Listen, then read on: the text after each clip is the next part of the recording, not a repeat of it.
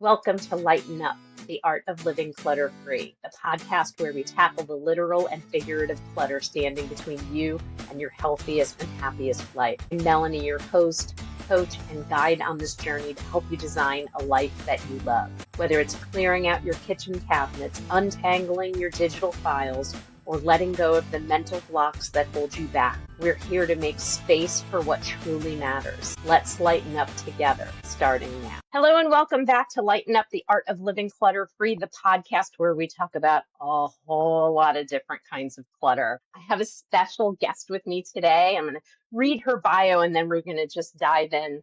With Patty owns Progress Hypnosis located in New York City. Her mission is to support high-achieving women heal from the loss of a relationship and empower them to move forward with confidence and a renewed sense of hope. Her vision is to help women become their best selves through compassionate hypnotherapy. She received her certification in hypnotherapy through the Forward Institute in 2024. She launched Progress Hypnosis in 2025. When she was deciding on the area of hypnotherapy to focus on, she thought about times in her own life when she wished she had someone to guide her in healing. The times that stood out to her were breakups and then divorce. She aims to be the person that women can reach out to for healing and support after they experience the loss of a relationship. She values each individual story and tailors her programming to meet their needs. She creates a safe space for women to share their stories, struggles, and goals without judgment. She creates a plan with her clients to take actionable steps toward healing. Welcome, Patty. Thank you so much for having me, Melanie. So, Patty, I have a feeling that people have a whole lot of questions. So I'm just going to start with my first one. I know there was a little bit in the description, but really what brought you to hypnotherapy? I think my journey started when I got into meditating and just like the world of like affirmations, and then I learned about EFT, emotional freedom technique. And then through that, I got connected with my instructor and coach, Juliet. And then for Women's History Month in 2024, she offered discount on her program in hypnotherapy. And I was like, oh my gosh, that's so cool. And she has provided so many resources. And I think hypnotherapy is, the more I learn about it and the more I practice it, it's so cool because it's different than meditating because it's deeper and it changes your subconscious mind. And the cool thing I think about it is when you do a hypnotherapy session and then you continue doing affirmations, then all of a sudden you can be going along in your everyday life and you have a thought that's more productive and new that you've been working on hypnotherapy, but it becomes automatic. And it's such a joyful experience. Love this because I have someone who I interviewed who is an EFT practitioner. So we had the opportunity to talk about EFT. I had someone on who's a trauma-informed somatic coach, and I really found in somatic work that it was deeper than meditation, but certainly not as deep as hypnotherapy. And I've also had someone on who does sound frequency therapy. So I think, like all of these therapies and practices, my perspective on it is that there is so much to glean from that, like 90% or 95% of our brain that's not utilized, to be able to dig deeper in there, because so much of what we do and say, we ask immediately after, why did I say that? Why do I think that? Why do I do that? And so much of it comes from so deep. Okay, but there are people here who were like, well, when I was in college, a hypnotist came onto campus and it was like the comedy show and my friends were clucking like chickens and, yada, yada, yada. So what is the difference between a hypnotist and someone who is a hypnosis therapist? So everyone thinks I'm going to make you cluck like a chicken. It's funny that's the example everyone thinks of, right? But hypnotherapy as a therapy works only if the person is willing to engage in the therapy. I can't hypnotize you without your consent. And so similar to like talk therapy, like that. So you have to consent. And a lot of times in hypnotherapy, you first discuss the goals of the session. You use a little bit of hypnotic language when you're talking with a client, but like you help them think about what are the emotions you want to let go and the new beliefs that they want to believe. And then you do the hypnotherapy session. So the person, they are very deeply relaxed, but if someone is uncomfortable, they can immediately say, no, I don't want to participate in this. Also, if the person doesn't actually believe something, like that's why affirmations don't work unless you've done the work on your subconscious mind. You can just look in the mirror and say, I'm going to be a millionaire, I'm going to be a millionaire, when you haven't done subconscious work to actually believe that and make plans for getting there Right, right. because your mind doesn't believe it.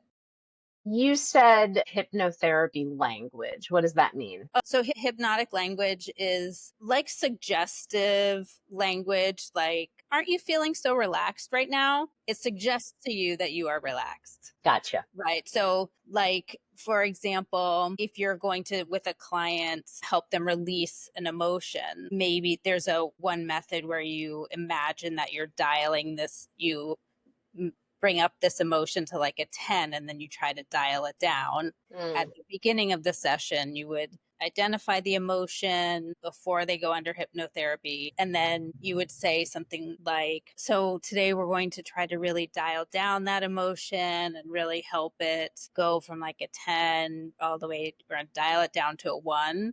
You're like priming their subconscious to help them release it. gotcha, gotcha. That makes a lot of sense. So, tell us a little bit about getting into this. Getting into hypnotherapy. Yeah. Yeah. Well, I really didn't know a lot about it until I started taking the class. I was familiar with EFT, emotional freedom technique, and I really liked that. And then once I started taking the class, I knew about like your subconscious mind a little bit, but I didn't really know how it worked and the importance of visualizing and being relaxed and your different like brainwave states, like learning all of that from Juliet really helped. Like it just helped me inform myself about like the inner workings of your mind, which I think is so interesting. And so I took her classes and she actually came up with her own method for hypnotherapy. So I've learned there's traditional hypnotherapy. Then Juliet has created GYST, GYST, Get Yourself Together. I like that. She's created all kinds of different visualizations for all different kinds of like subconscious blocks that you might have. She does financial hypnotherapy. Yeah. So it's been interesting to learn about all these this range of ways to release emotions, from just procrastinating something to an emotional response to trauma informed hypnotherapy. I feel like I'm always learning about it. There's just so many aspects of life that hypnotherapy can help you with. I think that if we stop learning or we choose to stop learning, we miss out on so much. Like, no matter what we do, no matter how much of an expert we are in that area, there's still going to be stuff to learn. Okay, so this is a podcast about clutter. And I know what I think in terms of like the connection to hypnosis and helping with clutter. But when you think of that, what do you think? My initial thought is people who I know visually I can see have clutter. There's some sort of emotional attachment to the clutter. And maybe, and probably, the person is not consciously aware of the clutter. So doing hypnotherapy could help them first identify one or two or many reasons of why they have this clutter, what the clutter signifies in their life. What does it fulfill emotionally for them to have that clutter? Right, right. Yeah. You made me think, you said that, someone might not realize that the clutter is there. And I think sometimes it's that they just don't think that it's bad or not bad. But I'll remember growing up, my mom and my dad both had messy desks. And my dad worked from home most of my life. So he had, a desk in the house. Mm-hmm.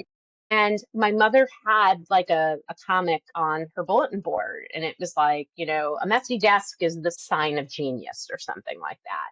So she made herself believe that the mess was okay because geniuses have mess, which you and I both know that there may be connections for some people, but there isn't actually science that says a cluttered desk leads to genius, because that clutter is getting in the way. Yeah, the opposite, right? Like when I Exactly. feel like everything is put away, organized, it allows you, well, I think it then allows your nervous system to feel calm, which Exactly. then allows you to think more clearly and more creatively rather than being worried about, or just even just seeing all the piles and like subconsciously thinking, oh, I need to put that away, or I should do that, or look at all that. I mean, when I think about how much better I feel in a space that's clutter free, and how much more productive I am in that space, and how much better I feel about my productivity, the opposite is also true. You know, there's clutter, it stresses me out. I want to like hide from it. And so it paralyzes me from getting anything done, Mhm. which makes me feel bad. And then, I get in this like, there's a reason I do what I do. And it's because like I've lived it and breathed it, and I know how it affects me. So I know how it affects other people, and especially women. You and I both work in, with that client. Mhm. But the research shows that women are like 3 times more likely to suffer stress from clutter than men are. For Interesting. whatever it is in our makeups, that the clutter stresses us out more. And it doesn't really matter whether it stresses us out more or not.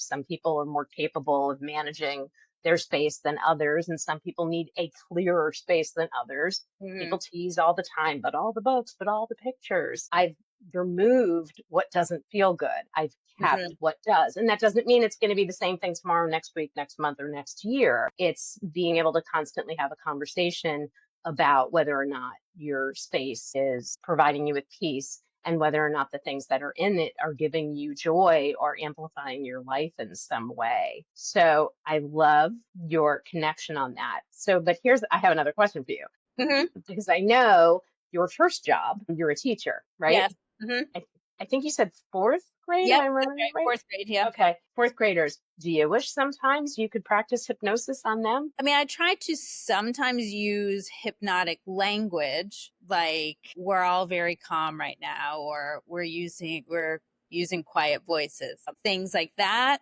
I think the people I would like to use hypnotherapy on is the parents, because I a lot like children, like in fourth grade, they still respect you and they want to do what's right and they want to like please the teacher. But like my help to them can only go so far. Like I can help them in school, but then they go Because home you to, can't go home with them. yeah, or they've had, 10 years of whatever programming is happening at home. I can't erase that. Right. Yeah. It's interesting. Yesterday, I was at my alma mater. The lunch lady slash security guard that was there when I was a kid was retiring. And so a bunch of my friends and I came with So flowers. nice. And well, I mean, like, who makes the greatest impact on you, your English teacher or the lunch lady? Yeah. In this particular case, the lunch lady. But while we were there, the middle school teacher that I had in sixth grade was there and was so happy we were there. He wanted to take us to the lunchroom and provide us with lunch. And I should let people know I went to private school and it's much fancier now than when I went there. And so we had a very nice lunch yesterday, and a tour of the new buildings and all the things. And I am there with a man who has been teaching for 62 years and signed a contract for another year. And at 85, I'm not going to be doing this work. My legacy will be, whoever my legacy is, will be doing this work. But it is a reminder that this is a man who like ruined me for grammar, because I cannot watch the news. If you're on the news, your grammar better be better than it is. And spending time with him is a reminder, and the same for the lunch lady, on an impact these people have on your lives 50 years later, 45 years, I should say, 40 years later. And they can only go so far, because it has to be in the home too. Hmm. It's interesting because they can also have a negative impact. I have worked with some clients who part of their current like anxiety is from like an incident from like 7th grade when they felt ashamed, called out, embarrassed in class. And it was just that one incident that now as an adult they keep thinking about. Yes. In fact, we talked about that yesterday because my mother tells a story about my father almost beating up an English teacher at parent-teacher conferences. I knew who the English teacher was and I hated him. I was like, did he? Did he beat him up? Violence is not the answer. Violence is a whole lot of clutter. But this was over 40 years ago, and I had ADD that didn't get diagnosed until I was in my 30s, Mhm. and no one was diagnosing then. If they Right. were not diagnosing girls, the symptoms, or the actions are very different than a boy. Mhm. And he said something to my father along the lines of, like, it's amazing she could read the English language. What? Oh, gosh. And it's so funny because I talked about another experience in 5th grade where a teacher called me a jackass in math. And then from then on, I was a terrible math student. Like, Hmm. from That's right. then on, a terrible math student. I loved the English language and literature and books too much to let this other guy get to me. But we were talking about it yesterday. And, this gentleman who's been teaching for 62 years talked about how, well, we would never get away with stuff like that now. Didn't make it okay then, but they Yeah, would never be exactly. able to say those things now. Yeah. Right. And so I love that you are able to utilize language that perhaps you're not getting in a master's of education degree, because there may be really great masters of education programs out there now that are talking more about what is the language that we're using. But I feel like you are bringing something to being a teacher new and different than you were doing before. Not for any shortcomings, but just look at what you've, afforded yourself to know. Yeah, I think hypnotherapy has also helped me because as a hypnotherapist, my job is to help guide you to heal and to be like partially to be a mirror for you to help you see, to mirror back what you're feeling and then guide you to healing. And so with children, I try to mirror back with my language, like mirror back to them, like, I see you. I see that you're excited right now. You do need to lower your voice. Or, I understand it's a bummer that we can't go to outdoor recess. We have to stay inside. We can go tomorrow. But to try to just like mirror back for them Hmm. their emotions, or like to mirror back to them their experience so they feel heard and understood, and and also respected, and then we can move forward. I love that. I love that. Yeah, I love that. Okay, so again, this is the podcast about clutter. What do you think your clutter is? I have two answers. One, I think with your previous question about clutter, I think there's physical clutter. And then what I see when I work with women is the emotional clutter, especially if you're going through a breakup or a divorce, like the messages and limiting beliefs that clutter your mind and you carry around. And so my job as a hypnotherapist is to help you release that clutter, those limiting beliefs. I'm not good enough. Nobody will ever love me again. I'm not interesting. I'm too much. To release those, or I need closure, things like release that, all that clutter. So then you can think clearly, build up your self esteem, and move forward feeling good about yourself and I confident. love everything you just said because, like, that's where I talk about physical clutter, digital clutter, calendar clutter, mental Mhm. clutter, emotional clutter. And you're right, especially with women, the self-limiting beliefs and the things that we tell ourselves that simply aren't true, which Mhm. means either we created them like out of God knows where, or it's learned because that's what we heard from a teacher, a mother, an aunt, a father, a coach, a boyfriend, a wife, a husband, whoever, that they're the ones that put the words in there. And for some reason, we allowed them to become true. Mm-hmm. And And they're like not. we get messages from social media that we just absorb and don't think about. Like your subconscious doesn't have like a filter on it. It just takes in whatever you tell it. So if you like watch people's social media posts about their beautiful wedding and their I don't know, like the people who like make everything from scratch or have this fancy life, that you're supposed to have that, right? That's like you're supposed to fit into this mold that you see on social media. And if you don't, there's something wrong with you. That's the paralysis that comes from, the idea that we have to be perfect, because Mhm. perfect doesn't exist. And if we're striving for perfection, we're never going to get it, which means we may not take any action at all. And all of those people that are making things look perfect got skeletons in the closet. Like, no one's perfect. I'm going to put it out there. They got their own shit that they're dealing with. They're just not being vocal about it. And that's fine, because some people are very private. My mother always said I had diarrhea of the mouth. There's like nothing I won't say out loud, which is both a great thing and a terrible thing, all rolled into one. But we're given this image of the way things are supposed to be, as opposed to creating what is right for us. Yeah.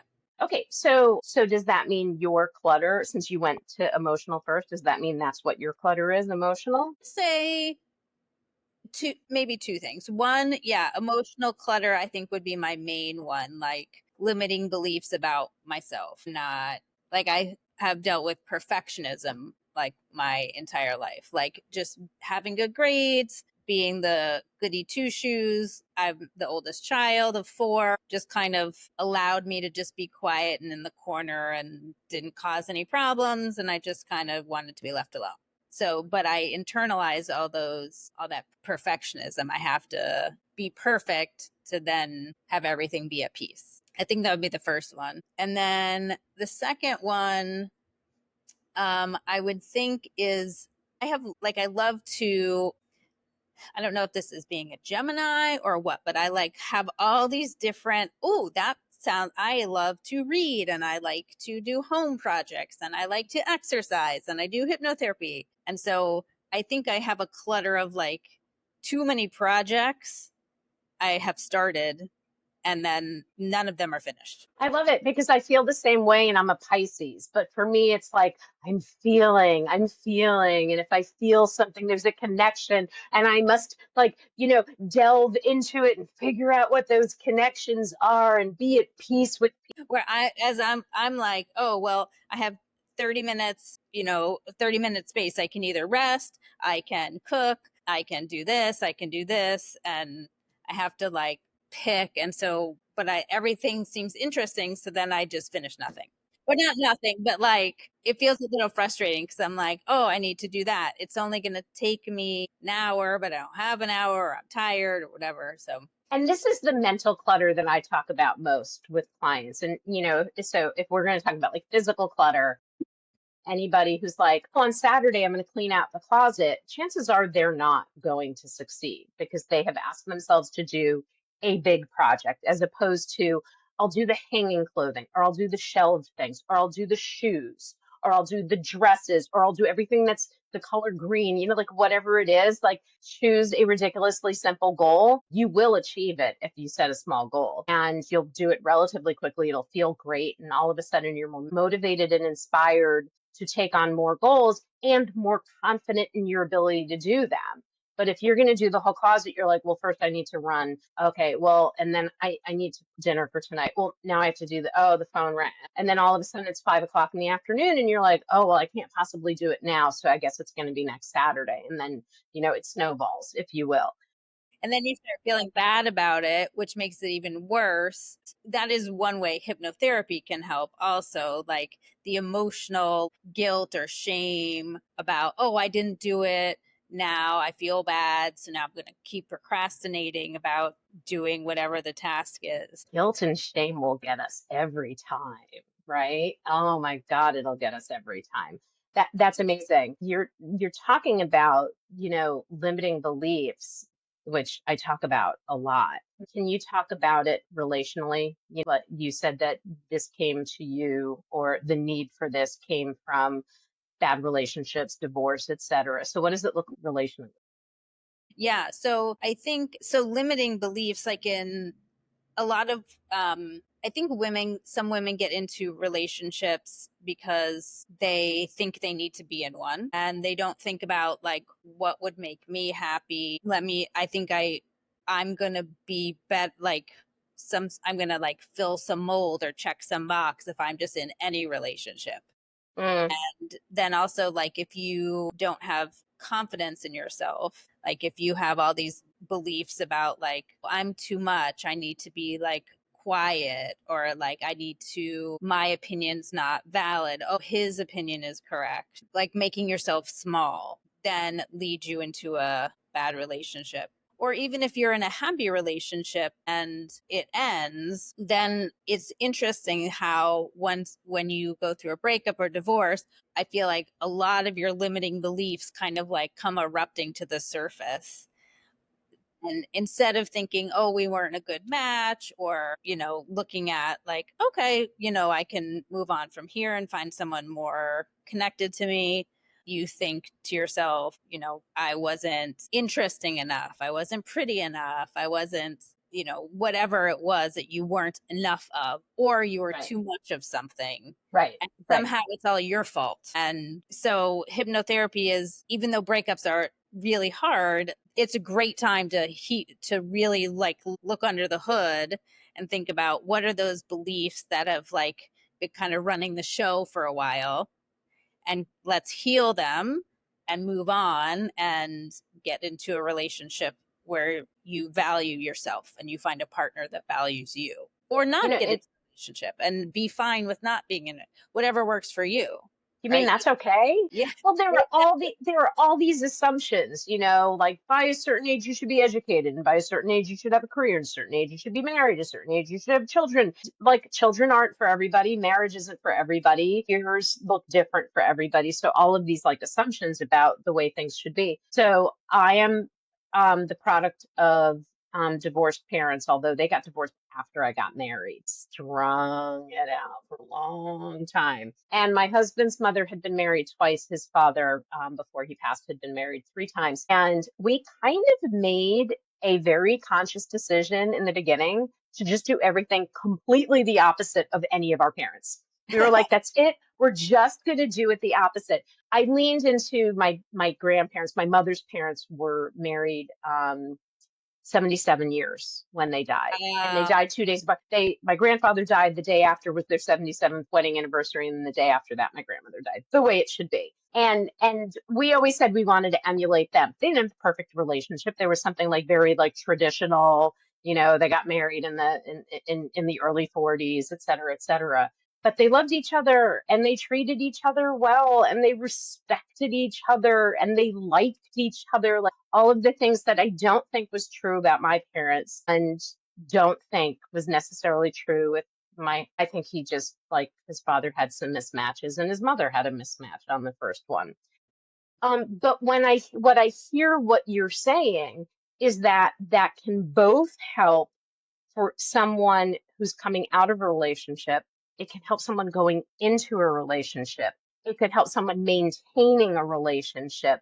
And not because you would do the hypnotherapy for the other person, but that you would be doing it for yourself, which potentially means the other things are easier. Does that yeah, sound right? right, absolutely. Because I think if you are clear about, like, if you have a solid sense of self-esteem and you're clear about what they like your preferences, and that you're a valuable person, allows you to, it feels like you don't need anything really from, it's not that you don't need anything from the other person, but like there's less like, oh, let me try to make this work. You just can show up as yourself and kind of like allow the relationship to grow and develop, and you can be your authentic self, rather than trying to, I think a lot of women try to make themselves into something, or like analyze, oh, he did this, what does that mean? Like we don't need to do that. Like having a sense of self-esteem and knowing these are limiting beliefs, I'm working on them, I'm like focused on myself, I can show up as myself and treat you the way I want to be treated. I think that leads to a healthy relationship. That's great. That's great. I love that we're having this conversation in this way. I think a lot of people are going to be fascinated by it. Tell me briefly before we finish up, What does actually working with you look like? Like, what would a session look like, or series of sessions, or what's the strategy and how does that run its course? Yeah. So with my clients, I will send them an intake form. And first, you'll tell me like your goals for hypnotherapy. What are some things that you want to work on? How are you feeling right now? And then in each session, hypnotherapy sessions last about an hour. At the beginning, we talk about like how you are doing currently. Usually we'll do I have a few different techniques that we'll do. The first set part of the session will be find out how you're doing, and then we'll do like an emotional release, so to kind of like visualize and like let go whatever heavy emotions you have around either the topic that we're working on or whatever is present right then for you. And then the second part will be another shorter hypnotherapy session to think about what are those limiting beliefs you think in your mind. And so hypnotherapy is like you'll close your eyes and you'll relax. I'll guide you through some imagery, and then there'll be some imagery to either like release your emotions, to program in some new beliefs, let go of old beliefs, think about new ones. And then the third part will be to do what's called future pacing. So think about in the future, when I come across this type of situation or this type of emotion comes up, how would I like to react? And then to do guided imagery again, relax, and imagine that. And it primes your subconscious to when you come into those situations again, you'll be prepared. That's And great. you can also do like physical actions, like when I touch my fingers together, it's going to help me feel calm, Right. and practicing that. And then we talk about what some work you could do through the week until we meet again. It could be journaling. You could do self hypnosis. I also like subliminals, which is I'll take the affirmations I provide for my clients and I'll record my voice and then make it quiet enough so you can't hear it, but then put music over it.